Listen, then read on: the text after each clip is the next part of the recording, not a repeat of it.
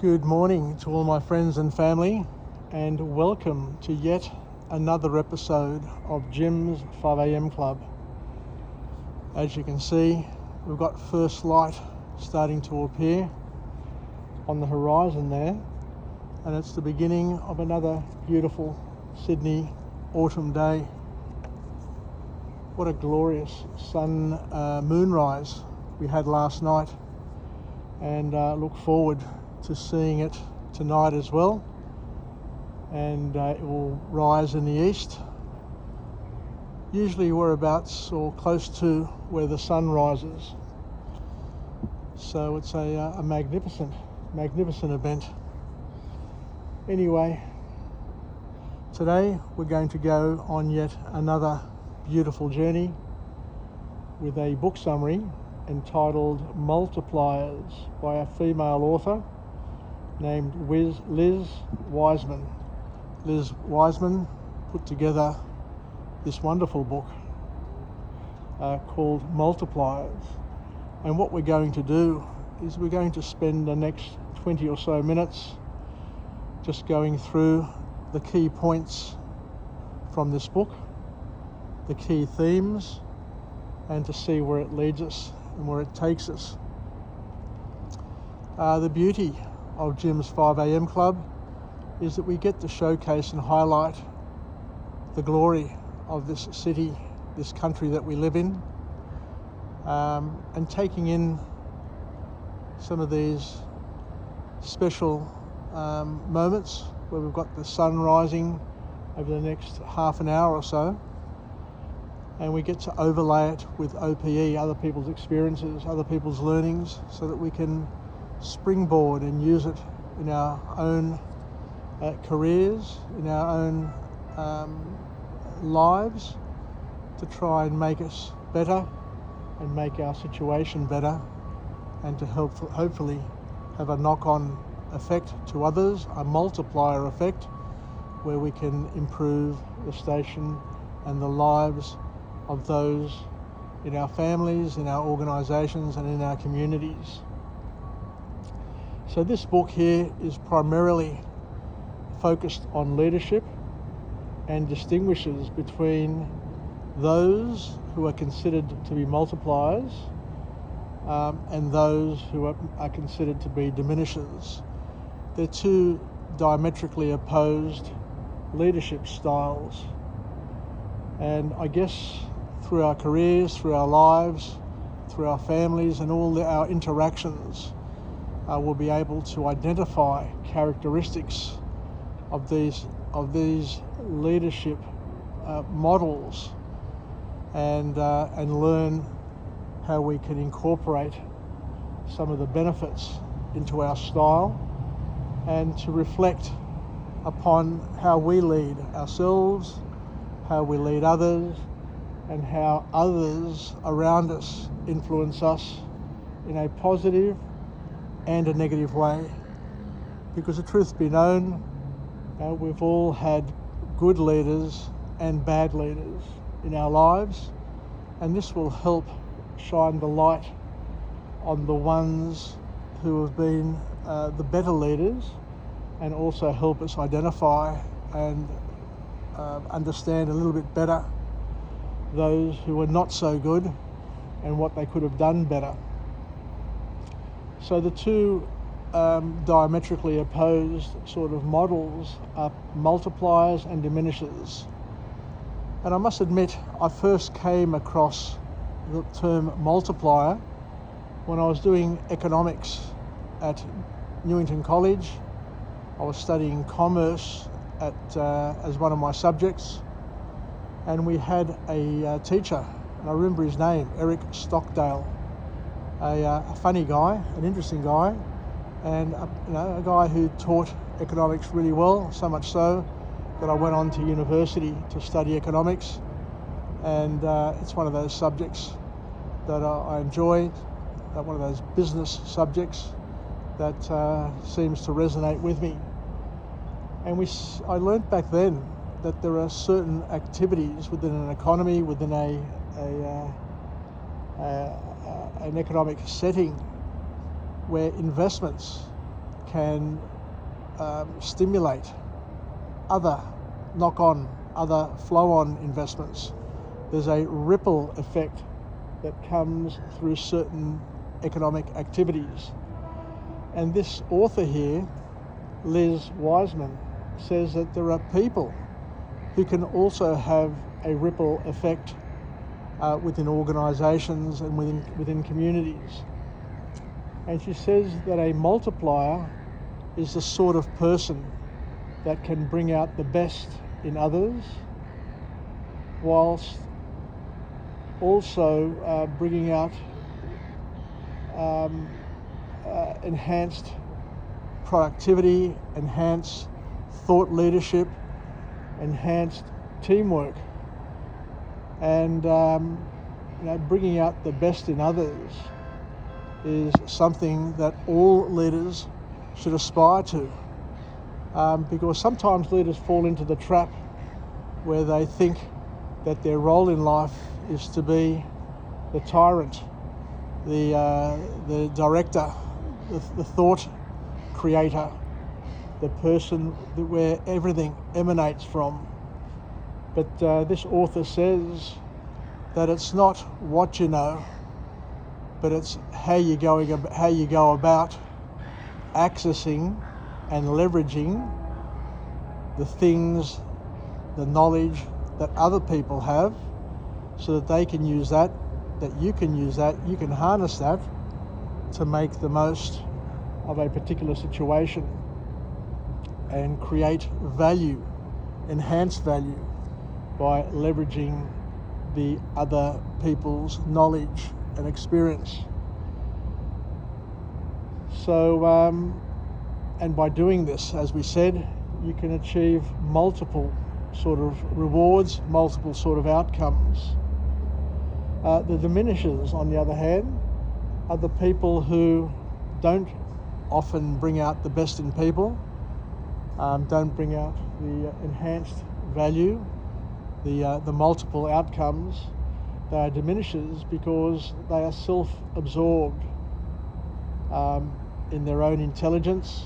They think that they are the smartest person in the room, the only person who knows what's going on, and that everybody else is dependent on them for their leadership, for their knowledge, for their charisma, for their leadership appeal. But what they don't understand is their leadership style actually drains others of energy, creativity, and motivation.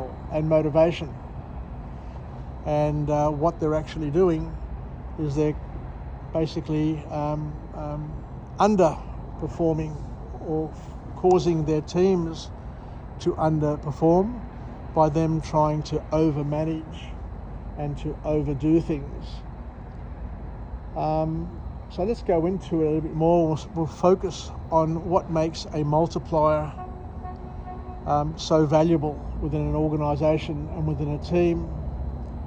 And the first point that the author makes is that a multiplier tends to become a talent magnet. They tend to attract the right talents, the right gifts, the right people to their teams because of their style, as opposed to a tyrant who tends to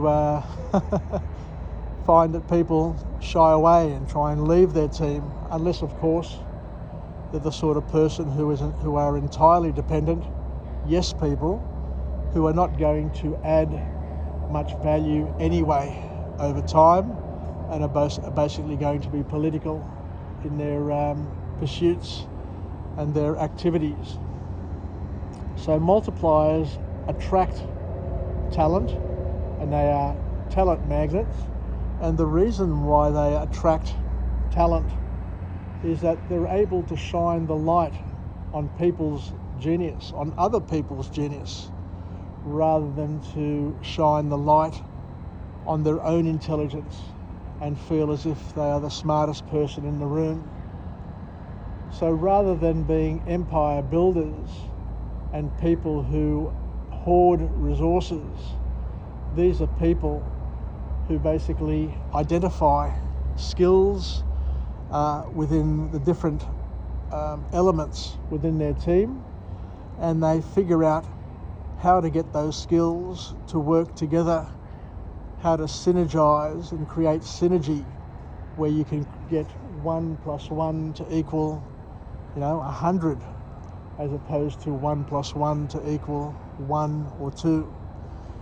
So it's all about being able to bring out the best and identify and shine the light on the special gifts, the talents, the skills that each person brings to the team, and to use that to make that particular person better in what they can deliver and what they can create, but also use that to stimulate and to use that as a ripple effect to improve the overall genre of the team, the atmosphere, the environment that others are working in, so that not only that person is enhanced in their workflow and their capabilities, but also give a productive hand and a springboard to others in the team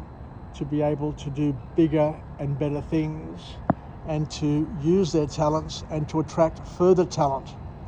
So the great countries, the great civilizations of old, I often read about the Greek civilization. The ancient Greeks were able to leverage their own talents, but were able to also identify the talents in other cultures and to take those other cultures and other talents and to mesh them, to blend them, to bring them into the fold so that they could make the most of that additional skill that they were able to tap into, those learnings, that wisdom, that knowledge, and to incorporate it within their own culture to A, enhance their culture, and B, to be creating further advancements within their culture. Because at the end of the day, nobody has a monopoly on knowledge and wisdom. It's something that we adapt and we adopt and we use and we leverage and we weave into the things that we do to make us good, make us great, but also to enable others to stand on the shoulders of those who came before them and to liberate them. And this concept of liberation is the second point that the author makes in terms of what makes a person, an environment, a culture, one that is a multiplier, a ripple effect culture. And he says that great people, great multipliers, great leaders are able to liberate their environment, their people. They're able to create an environment and a climate that allows for autonomy, allows people to get on with doing what they're best capable of doing, and doesn't sit there and micromanages them and treats them like children, but rather treats them as equals, gives them, I guess, the tools to be able to become special and to become extremely super productive.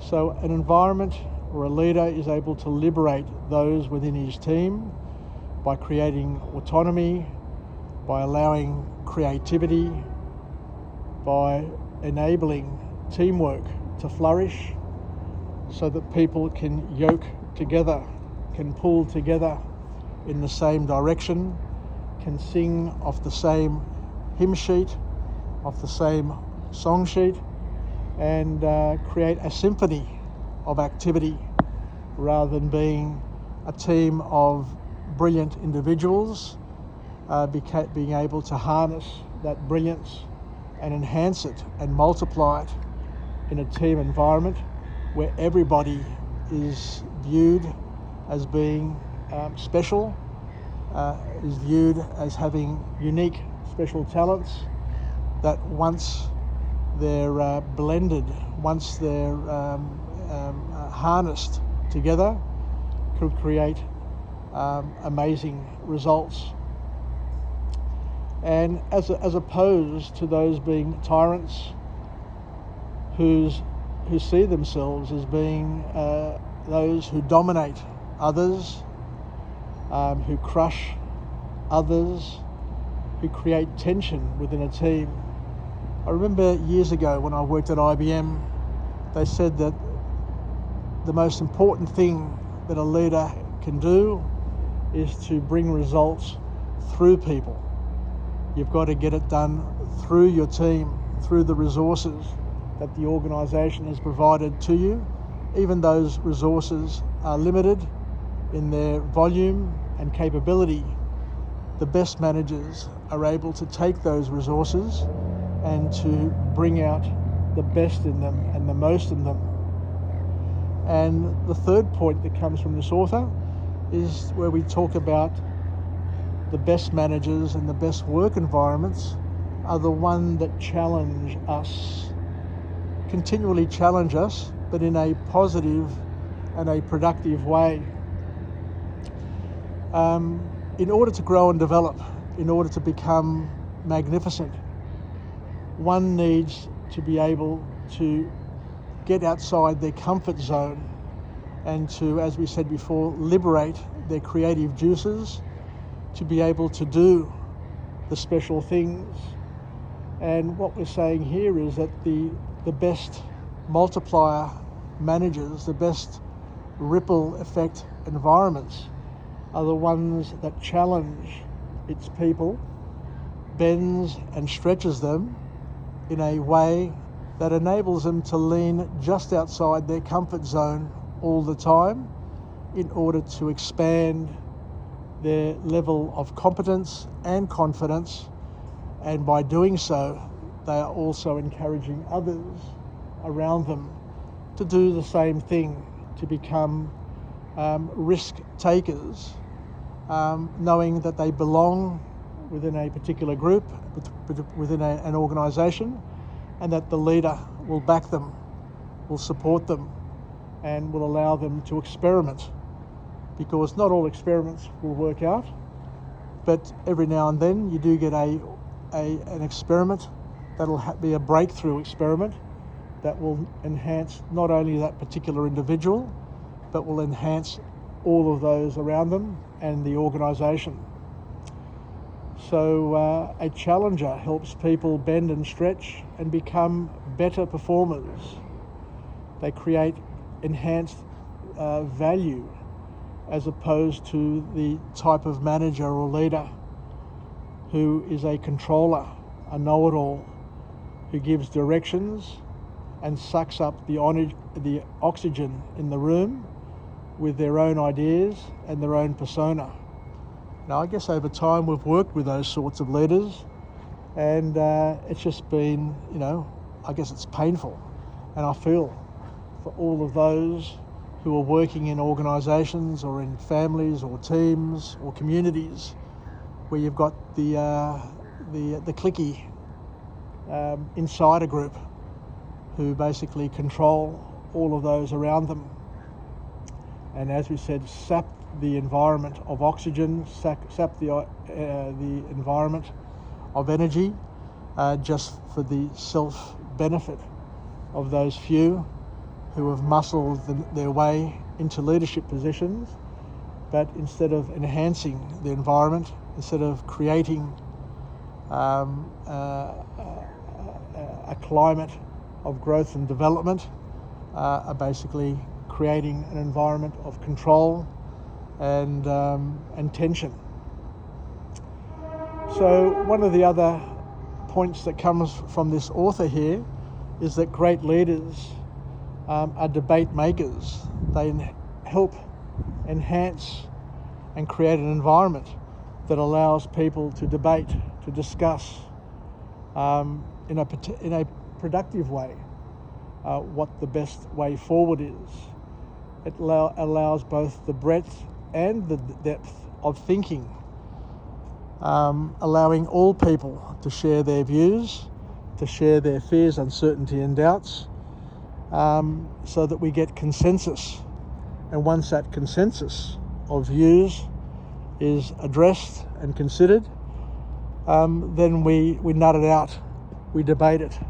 We debate it in a professional way, where we don't focus on emotion, but we focus on facts, and we focus on creating something that is going to be sustainable and something that's going to, as we said before, be a breakthrough to benefit all of those involved. So the debate maker allows breadth and depth of thinking through effective debate and common decision making, where everyone knows what is happening. I guess the worst thing is working in a team or working in an organisation where you've got different levels of knowledge, of visibility to what's going on. And it happens in organisations. I've been in organisations which are political, very, very political. And you've got those who control the information that is disseminated to the rest of the team. And they do that in order to have an upper hand, to be able to, as I say before, control the outcomes. But the best teams, the best leaders, are the ones who play with an open book that enable everyone in the team to understand and know what is going on and how they can contribute, how they can best contribute to the collective outcome, as opposed to just feathering their own nests. The next point that we talk about here is that the multiplier leader is also a person who is an investor. They give ownership and responsibility and accountability to their team. They trust their team. They delegate to their teams. And one of the examples that I had in my career is I worked with a chief financial officer. His name was Frank Coogan's, and I worked with Frank at both IBM and at Vantra. And what I loved most about Frank's leadership style is he would always tell us that he wants us to be his clone, not his clown, his clone, and to make decisions assuming that we were the chief financial officer of the organisation, and to back ourselves as he would back us as well, to ask the questions, to be his eyes and ears, and to basically step into his shoes whenever we're doing our work, whenever we saw an issue, and to consider whether or not or what he would do, and to basically do the same thing. And he said that he would back us 100%, because it's only when everybody is pulling in the same direction, when everybody sees the same song sheet, that we can all sing and create symphony of voice and symphony of effort. So the author here also says that the great managers, the great leaders, are the ones who are not the micromanagers, not the ones who have got their noses up everybody's backsides, not the people who need to have their noses extricated via surgery from their employees' behinds, but the people who allow autonomy of thought. And at the end of the day, it's an experiment. At the end of the day, nobody has been to the future. So looking around to other people for leadership in a rapidly changing environment isn't the answer, isn't the key, because as we said, nobody's been to the future, and we are all just as capable as each other to make the best decision possible at that particular time, because we're the ones who are there. We are present. We have the facts. So between us and the rest of the team, we can all figure out sooner or later what's going on and what the best solution is to solving the different problems and challenges that come our way from an organisational and a personal perspective. So as Frank used to say, back yourself, have a crack, have a go.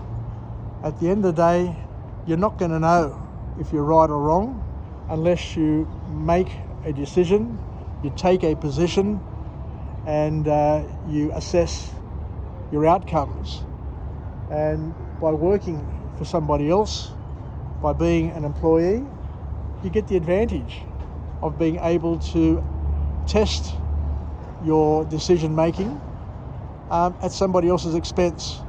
Now, you're not running your own business, but you're running a big business. And at the end of the day, there are not too many decisions that each and every one of us are going to make within our particular roles that are going to bring an organisation to its knees. So back yourself, have a crack, as Frank would say, and try and build your decision muscle, because it's only through making decisions and assessing the outcome of those decisions that you learn to grow and to make better decisions and to achieve greater judgment and better judgment, only through experience. And experience, while it is important, isn't the most important thing in the world, because as we know, in a rapid changing environment where nobody has been to the future, experience can be an advantage, but it can also be a disadvantage. So nobody knows what the right answer is, but we just need to do things that are right at that particular point in time, because as they used to say at IBM, you are the best person in the world to do it because you are there. You are there, you've taken ownership, you've taken responsibility, and you're just as good as anybody else. Even more, you're more important. You're much better off than everybody else because you are there and you've got all the facts, and your decision, your action is going to make a positive difference. So the key is not to be a micromanager who keeps control and keeps other people dependent on them. You don't want to have a stack of people in your team who are just completely dependent on you as a leader, because all they'll do is just delegate their responsibilities and their accountabilities to you, and you end up owning their problems and doing their job for them. So the great managers, the great leaders, are the one that leverage other people's abilities. And the last point that this author makes is a real good one. It's a real interesting one, where she says that there are good leaders and bad leaders, but the bad leaders, the diminishing type of leaders, are not there because they intend to be negative. They're not there because they intend to damage those around them. Some people are accidental diminishers. Through circumstance, they end up being the way they are, and it's not intentional. So it's important to understand that all leaders, if they sit down and they reflect, they ask the right questions, they have the right coaches, the right mentors, and they have the right team around them, can help them see the errors in their ways.